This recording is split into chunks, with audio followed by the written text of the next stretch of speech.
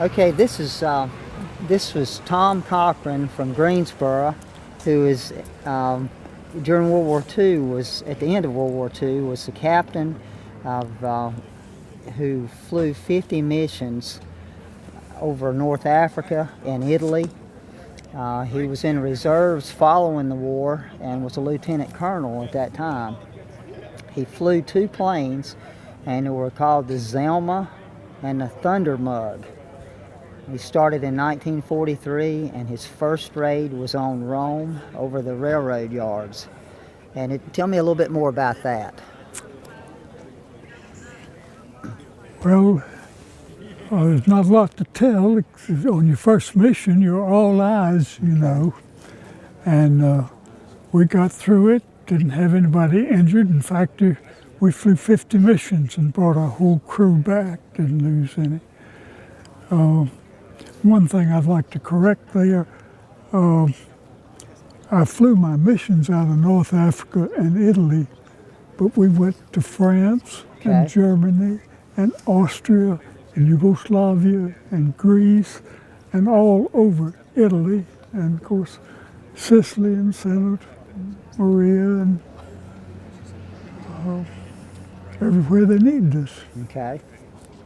And you brought back all 50 missions without anybody being hurt. Yeah, I did lose my bombardier. He got sick. Flew his 49th mission with another crew we've already finished, and he was lost over Yugoslavia. Okay. How many members are actually on B-17? Okay.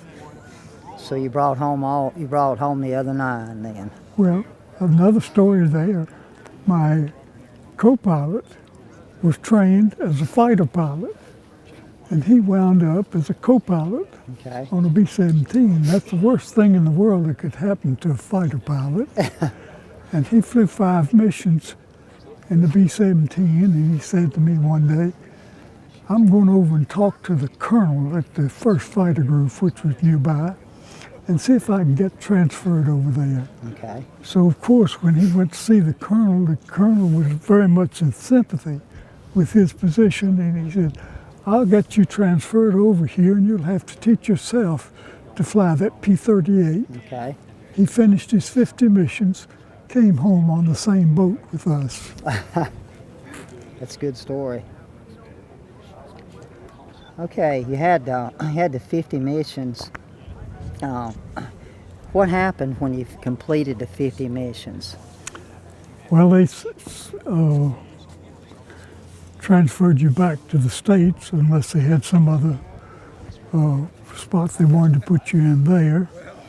And I went to MacDill Field in Tampa, Florida, and trained B-17 crews, and then we turned over to B-29s, and we trained B-29 crews till the war ended when I left. Okay. And then what does it mean to you to be out here to see the plane today? Well, it brings back old memories, but when I walk under it, it looks mighty small compared to that B-29. Okay.